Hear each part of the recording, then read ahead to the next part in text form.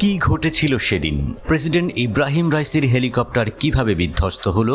শত্রু যুক্তরাষ্ট্র আর ইসরায়েলের হাত ছিল না তো, নাকি প্রতিকূল আবহাওয়ায় ছিল হেলিকপ্টার দুর্ঘটনার কারণ? জল্পনা কল্পনার জাল ছড়িয়েই চলেছে। এমন সময়ে রাইসির হেলিকপ্টার দুর্ঘটনার দ্বিতীয় তদন্ত রিপোর্ট এলো সামনে। নতুন কোনো তথ্য কি উঠে এসেছে?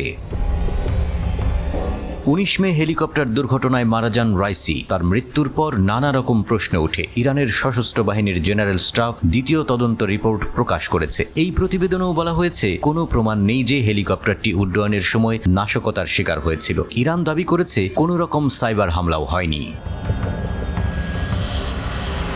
প্রতিবেদনে বলা হয়েছে, হেলিকপ্টারের অবশিষ্টাংশ এবং বিচ্ছিন্ন হয়ে যাওয়া অংশগুলোর উপর পরিচালিত নমুনা পরীক্ষা এবং তাদের বিচ্ছুরণের ধরন ও মূল অংশ থেকে আলাদা হওয়া অংশগুলোর দূরত্ব বিবেচনা করে বলা যায় যে উড্ডয়নের সময় কিংবা পাহাড়ের ঢালে আঘাতের কিছুক্ষণ আগে কোনো নাশকতার ঘটনা ঘটেনি। প্রতিবেদনে বলা হয়েছে, বিধ্বস্ত হেলিকপ্টারটিতে সাইবার যুদ্ধের কোনো চিহ্ন দেখা যায়নি।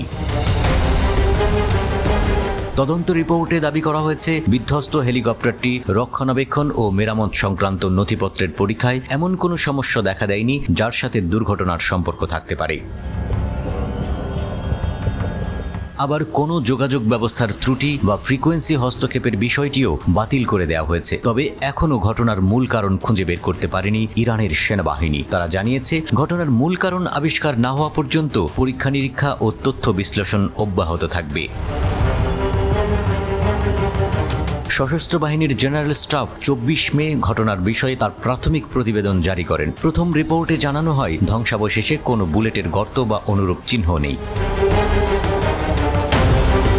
প্রথম তদন্ত প্রতিবেদনে ইরানি সামরিক বাহিনী জানিয়েছে, হেলিকপ্টারটি পুরো পথ ধরে তার পূর্ব নির্ধারিত পথেই ছিল এবং ফ্লাইট রুট থেকে বিচ্যুত হয়নি। দুর্ঘটনার 1.5 মিনিট আগেও বিধ্বস্ত হওয়া হেলিকপ্টারের পাইলট প্রেসিডেন্টের বহরে থাকা অন্য 2 হেলিকপ্টারের পাইলটের সাথে যোগাযোগ করেন। কন্ট্রোল টাওয়ার এবং ফ্লাইট ক্রুদের কথোপকথনেও সন্দেহ করার মতো কোনো কিছু পাওয়া যায়নি।